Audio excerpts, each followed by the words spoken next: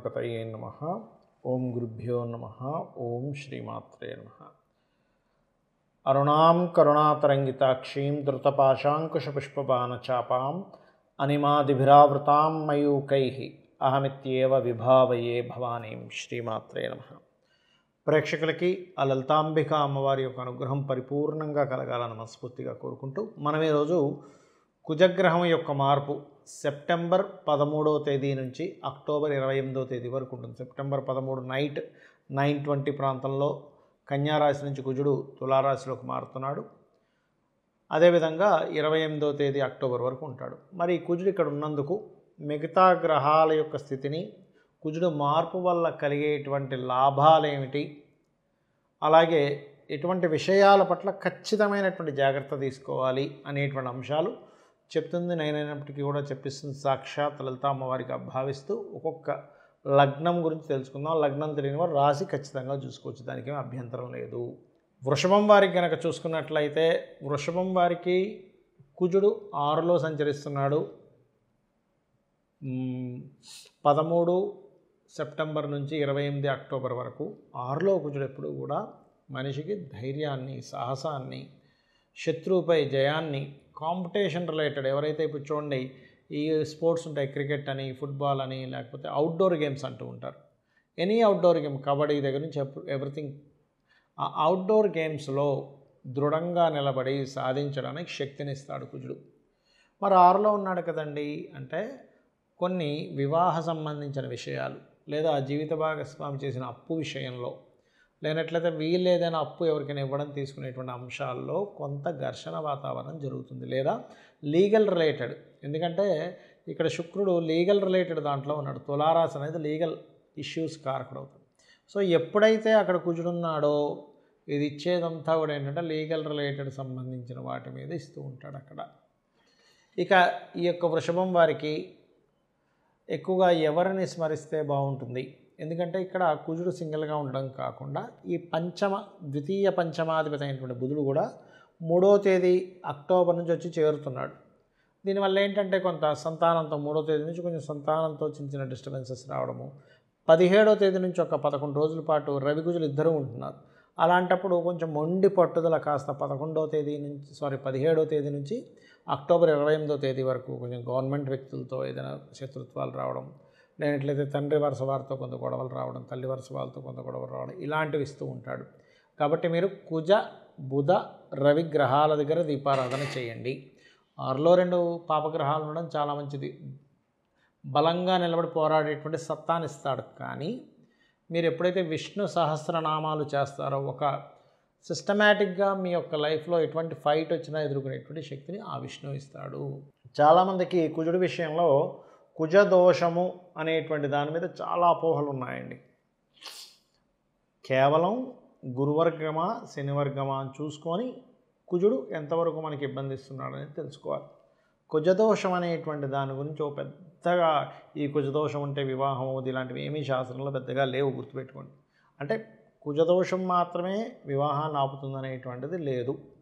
సప్తమ స్థానము అంటారు, అంటే 7వ భావం లగ్నం నుంచి 7వ స్థానాధిపతి ఎలా ఉన్నాడు, వివాహం తర్వాత 12వ స్థానాధిపతి పరిస్థితి ఏమిటి అని చూసుకోవాలి.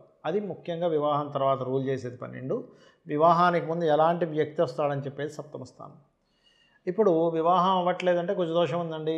లగ్నం నుంచి కొంతమంది అయితే మరీ ఘోరంగా లగ్నం నుంచి చంద్రుడి నుంచి రవి నుంచి శుక్రుడి నుంచి ఇలాగా ఈ 4 నుంచి చూస్తే కుజుడు ఎక్కువ దగ్గర ఉండాలిగా. లగ్నంలోనో ధనస్థానంలోనో పంచమంలోనో సప్తమంలోనో అష్టమంలోనో వ్యయంలోనో ఉండాలి కదా. అందుకని ఎక్కడి నుంచి చూసేసిన కుజుడు ఇక్కడ ఉన్నాడు కాబట్టి దోషం అంటున్నారు. అది ఎక్కడా శాస్త్రంలో లేదు, గుర్తుపెట్టుకోండి. కేవలం ఏంటంటే ఇక్కడ దోషము ఉన్నప్పటికీ దాని క్యాన్సలేషన్ కూడా ఉంటుంది. అంటే కుజుడు ఒక శుభగ్రహంతో కలిస్తే మంచిది, అది నలిఫై అయిపోతుంది. గురువర్గ లగ్నాలు కుజదోషం వర్తించదు. ఏమిటా గురువర్గ లగ్నాలు అంటే మేషము, కర్కాటకము, సింహము, వృశ్చికము, ధనస్సు, మీనము. ఈ లగ్నాలకి కుజుడు శుభుడు అవుతాడు. సర్వే త్రికోణనేతారో గ్రహాః శుభఫలప్రదాః అనే ఆ యొక్క శ్లోకాధారంగా త్రికోణాధిపతులు అంటే ఎవరు? లగ్న పంచమ భాగ్యాధిపతులు. కాబట్టి సర్వే త్రికోణనేతారో అంటే త్రికోణాధిపతులు ఎవరైనా సరే ఆ యొక్క లగ్నం నుంచి కానీ భావం నుంచి కానీ శుభ ఫలితాలు ఇస్తారు కాబట్టి వాళ్ళు పాపులు అవ్వరు. సో ఈ లగ్నానికి పాపులు అవ్వరు. కాబట్టి ఇక్కడ ఈ మనం చెప్పుకున్నటువంటి మేష, కర్కాటక, సింహ, వృశ్చిక, ధనుర్మీన లగ్నాలకి పాపులు అవ్వరు. అలాగే శుభగ్రహాలతో కలిసి ఉన్న కుజుడు ఎక్కువ ఫలితాలు ఇవ్వడు. ఇంకోటి ఏంటంటే కుజుడు అసలు ఎక్కడున్నాడు, ఏం చేస్తున్నాడు అని తెలుసుకోవాలి. ఇప్పుడు కూడా లగ్నంలో ఉన్నాడు అనుకోండి కుజుడు, ఉదాహరణకి పాడైపోయి ఉంటే ఇక్కడ మీరు అర్థం చేసుకోవాల్సింది ఏంటంటే పాడై ఉన్నాడా బాగున్నాడా. ఒక వ్యక్తికి శక్తి ఉంటుంది, బాగా ఎనర్జీ ఉంటుంది. ఆ ఎనర్జీ పాజిటివ్ వ్యక్తి దగ్గర ఉంటే, అంటే ఒక పోలీస్ దగ్గర, ఒక మిలిటరీ పర్సన్ దగ్గర ఉంటే దాన్ని పాజిటివ్గా వాడతాడు. అలా కాకుండా అల్లరి చిల్లరగా ఇష్టం వచ్చినట్టు కోపం వచ్చినప్పుడు ఇంట్లో వాళ్ళని కొట్టేసి అందరినీ కొట్టేసుకుంటూ ఉండే వ్యక్తి దగ్గర ఉన్నదనుకోండి, పిచ్చోడి దగ్గర ఉందనుకోండి బలం, అదేమవుతుంది, మంచిది కాదు. అలాగే ఇక్కడ ఏంటంటే లగ్నంలో కుజుడు పాడైతే అప్పుడు లగ్నాన్ని పాడు చేస్తాడు. అంటే యాక్సిడెంట్స్ అవ్వడము, మనిషి వీక్ అయిపోవడము, బాడీలో ఎప్పుడు ఏదో ఒక పెయిన్స్తో అనుభవించడం జరుగుతుంటుంది. అలా తీసుకోవాలి. రెండులో పాడయ్యాడు, అప్పుడు కుటుంబంతో గొడవలు వస్తూ ఉంటాయి. బాగున్నాడు రెండులో, అయితే ఎప్పుడు కూడా ప్లానెట్ అనేది తన యొక్క స్థితి కాకుండా మిగతా గ్రహాలు ఎక్కడెక్కడ ఉన్నాయో దాని మీద ఒక ప్లానెట్ యాక్ట్ చేస్తుంది. నేను రెండులో ఉంటే కామన్గా అంటే లగ్నానికి శుభుడైతే భూమి మూలంగా ధనయోగం అంటాం. అయితే భూమికి కారకుడు ఎలా ఉన్నాడో కూడా చూడాలి. అక్కడ భూమికి కారకుడు అసలు ధనయోగాన్ని ఇచ్చే దాంట్లో ఉన్నాడా లేదా. సో ఒక ప్లానెట్ ఇంకో ప్లానెట్తో కనెక్టివిటీలో ఉంటుంది. ఎప్పుడు కూడా ఒక ప్లానెట్ మిగతా 8 ప్లానెట్స్ యొక్క సంచారాన్ని బట్టి ఆ ప్లానెట్ ఇస్తుందండి రిజల్ట్. ఎప్పుడు కూడా 3లో ఉన్నాడు పరాక్రమ యోగం, అంటే మంచి ధైర్యాన్ని ఇస్తాడు. 4లో ఉన్నాడు గృహయోగం, భూయోగం అంటాం. అయితే ఆ లగ్నానికి పాప అయితే మాత్రం ఇవ్వడు, శుభుడైతే ఇస్తాడు. అక్కడ అది పట్టుకోవాలి. ఇప్పుడు 4వ అధిపతి కుజుడే 2లో ఉన్నాడు, ఆ లగ్నానికి శుభుడు అనుకోండి, అప్పుడు ఇస్తాడు యోగాన్ని. అలా కాకుండా మీరు పాపైనా శుభుడైనా ఒకే రిజల్ట్ చెప్పడానికి లేదు. ఇప్పుడు ఇద్దరు వ్యక్తులు పార్టిసిపేట్ చేశారు, ఇద్దరిలో ఒకరు గెలిస్తే ప్రతిసారి అవతల పర్సన్ గెలిచినప్పుడు మనం గెలిచినట్టు అవ్వదు కదా. మనం గెలిస్తేనే మన టీంలో వాళ్ళు గెలిస్తే మనం గెలిచినట్టు ఎలా అవుతుందో, లగ్నానికి శుభులు అయ్యారా పాపులు అయ్యారా, లగ్నానికి వ్యతిరేక ఫలితాలు ఇచ్చే పర్సన్గా మారాడా కుజుడు అక్కడ, మన ఈ లగ్నానికి శుభత్వం ఇచ్చేటువంటి దానిలో ఉన్నాడా తెలుసుకోగలగాలి. అలాగే పంచమంలో ఉంటే కూడా సంతానం విషయంలో స్ట్రెస్, సంతానంతో గోడలు. ఎప్పుడు పాడైతే బాగుంటే సంతానం వల్లే ఇంకా స్ట్రాంగ్ అవుతారు వీళ్ళు, సంతానం ఉందని ఒక ధైర్యం ఉంటుంది. 6లో కుజుడు ఉన్నప్పుడు ఎవరికైనా వాళ్ళతో శత్రుత్వం పెట్టుకోకూడదని చెప్తుంది శాస్త్రం. ఎందుకంటే శత్రు నాశనం అవుతుంది 6లో కుజుడు. అయితే ఇక్కడ 2 రకాలు మళ్ళీ అక్కడ స్ట్రాంగ్గా బాగుంటే అది వేరు, కాంపిటీషన్స్లో అట్లాంటి వాటిల్లో రాణిస్తారు. పాడైతే ప్రతి ఒక్కరితో వీళ్ళు గొడవలు పెట్టుకుంటూ ఉంటారు.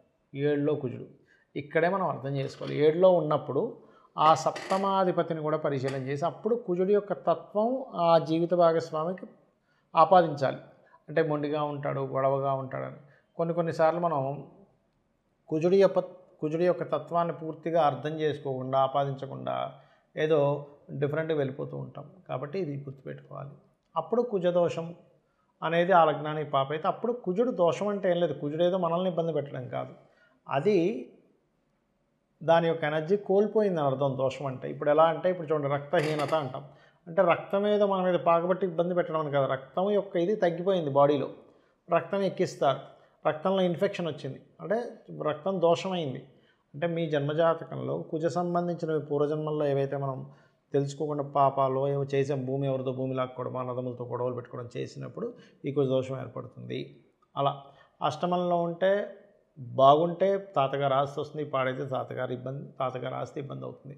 9లో ఉంటే మనకి మంచి స్ట్రిక్ట్గా ఉండేటువంటి తండ్రి ఉంటాడు, పాడైతే తండ్రి ద్వారా ఇబ్బంది పడుతూ ఉంటారు, లాంగ్ జర్నీస్ ద్వారా ఇబ్బంది పడుతూ ఉంటారు. 10లో ఉంటే బాగున్నాడు అనుకోండి, 10లో ఎగ్జాల్టెడ్ ప్లేస్ కుజుడికి. ఉదాహరణకి మేషలగ్నం ఉంది, మేషలగ్నానికి దశమంలో మకరంలో కుజుడు ఉచ్చారు.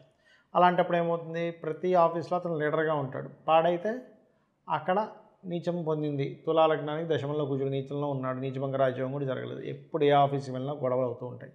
11లో ఉంటే వ్యాపారాల్లో భూ సంబంధించిన వ్యాపారాల లాభం, పాడైతే భూ సంబంధించిన వ్యాపారాల ద్వారానే నష్టం. 12లో కనుక ఉన్నట్లయితే విపరీతమైన ఖర్చులు, కానీ బాగుంటే హోమాలకి, యజ్ఞాలకి లాంటి ధార్మికమైన విషయాలు ఖర్చు పెడతాడు. ఈ రకంగా చూసుకోవాలి. అదే కాకుండా మీ జన్మజాతకంలో పర్టికులర్గా అసలు ఏ దశ నడుస్తుంది, కుజుడు పాడయ్యాడంటే కుజుడు పాడైపోయిన దశ నడుస్తుందా లేదా, బాగున్నా అంటే బాగున్న దశ నడుస్తుందా లేదా అనేటువంటిది క్లీన్గా అబ్జర్వ్ చేసుకొని మీరు తెలుసుకోవాలి. శ్రీమాత్రే నమః.